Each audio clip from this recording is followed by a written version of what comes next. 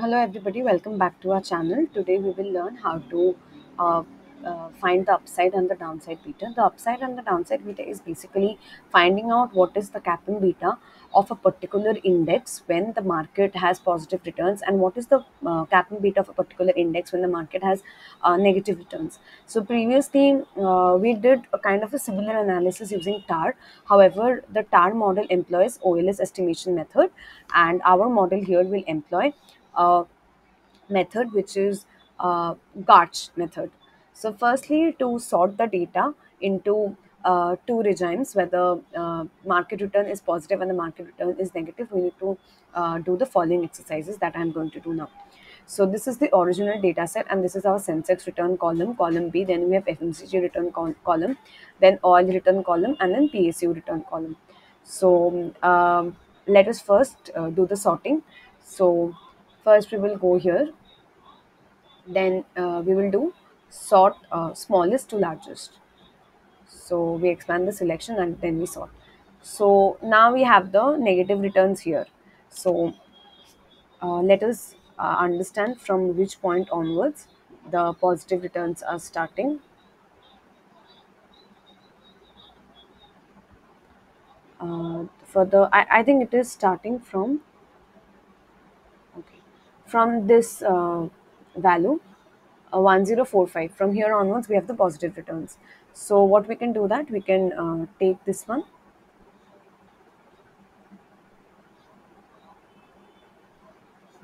and we carry it to our sheet which is named as positive, and we paste it here, and the negative returns. So uh, so it is from here. So basically, see, up till the point till which the Sensex return has a minus sign to it. So we will take that much data and we will put it into our negative return column sheet.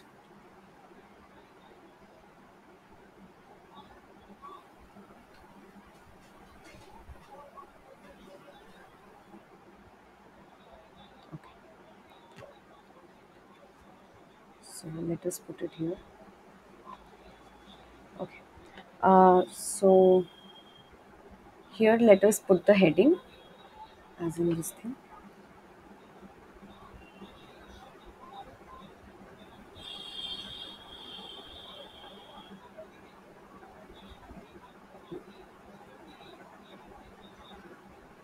Okay. Um, yeah.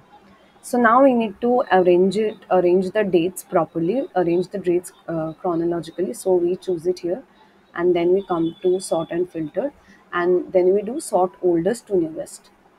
So yeah, so now we have sorted it. We do the same thing for the positive data set.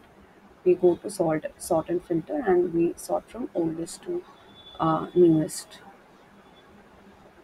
Okay. Now let us keep the original data unchanged. So we go to sort. So yeah, so let's come here. So this, you don't need to do this. I'm just doing it because I don't want the original data set to change.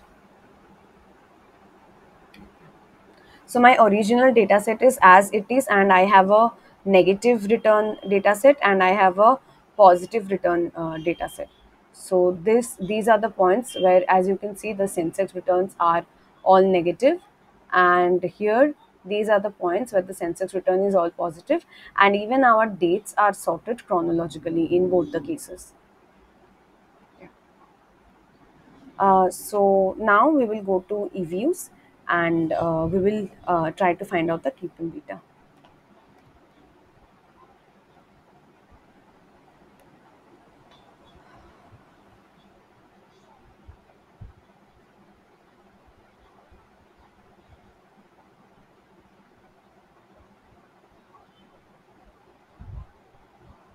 Yeah. So firstly, we have the negative data set. So the negative data set will give us the downside beta for the three indices, and the positive data set will give us the upside beta for the three indices. Let us first start with the I think we can start with the negative beta. So we finish it. Since we are doing a Garch model, right? So we go to quick.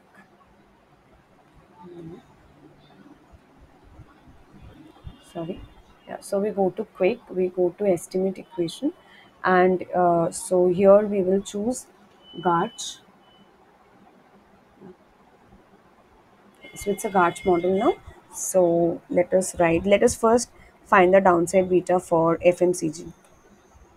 So this is what we write FMCG and Sensex. We're not putting any constant term because we're not interested in finding out the Jensen's alpha. Let us put it the error distribution as generalized error. You can also put it as student's t distribution. Okay. So one second. Sorry, it should be FMCG return.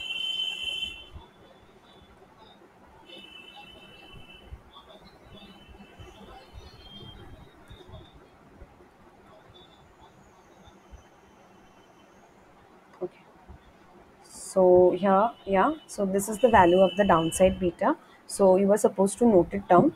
So this is the downside beta for the case of FMCG. Now let us find the downside beta for the case of um, oil. Okay. Uh,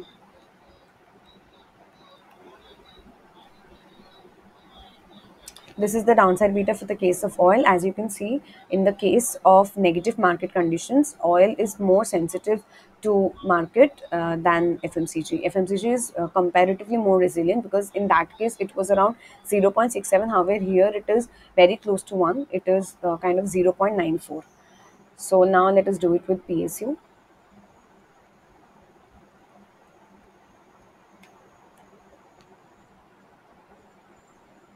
Yeah, it is even more than one, which is very alarming, which shows that for a 1 unit change in market, in the case of negative market conditions, there is more than 1 unit change in the case of PSU.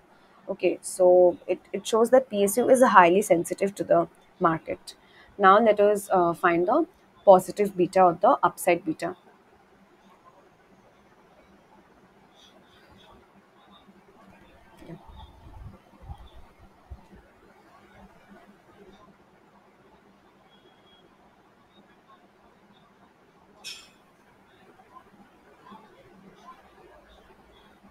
And now let us write positive, finish. Okay, so we do the same thing as before. We go to estimate equation and then we write the equations. First, let us find the upside beta for FMCG.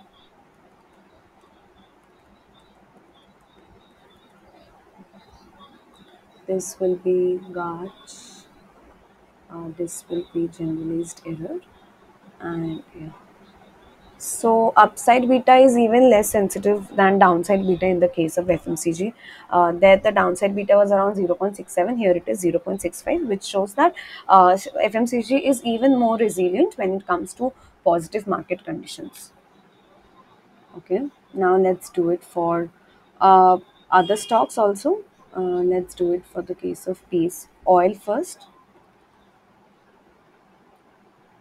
Okay, oil it's 0.86, which is good, right? Because in the case of downside beta, it was around 0.94. So it shows that PSU is also less sensitive in the case of positive market conditions.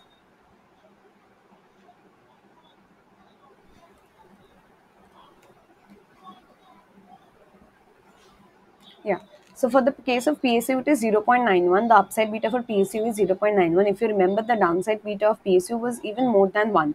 So as we can see that all of these stocks become more sensitive to the market in the case of negative market conditions, right? So which is not a good indicator. Is it means that the stocks will not have any uniqueness to itself, will not be very resilient in the case of bad or pessimistic market conditions. This is what we can understand from here, that they become more sensitive to the changes in the market when the market is not doing so well. Another thing that we can do, that we can find the conditional variance in the case of bullish market and the conditional variance in the case of bearish market. So and we can do a comparison along the three stocks, like we can do a comparison along FMCG, oil and PSU, that how the conditional variance of these stocks are in the case of bullish market and in the case of bearish market. So right now we are working with the positive returns here. So we can find the conditional variance in the case of bullish market. So let us do it for the case of FMCG first. Yeah, so let us do an E-Garch kind of a model, and we can put a constant here. Okay, fine.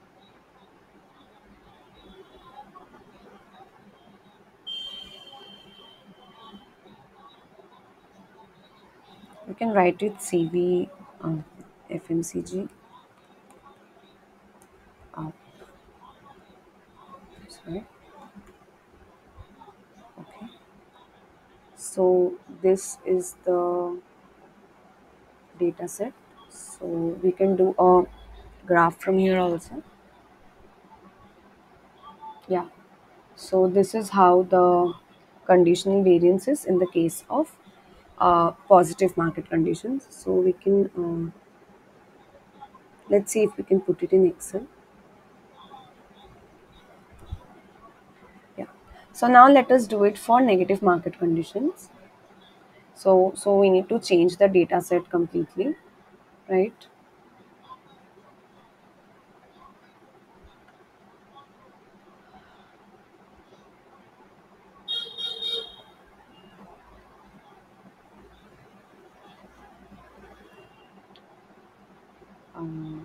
Okay. Let us do it for negative. That is for the case of bearish market conditions. Let us look at the conditional variance.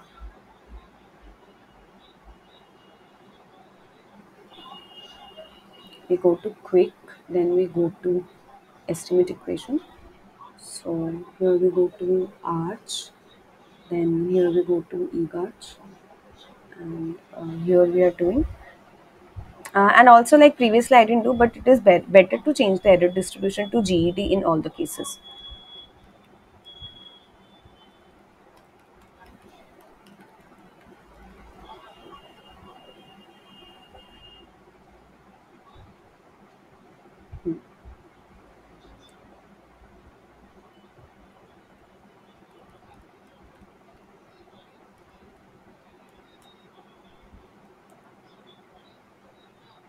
Here we have the series. Let us form a graph out of it.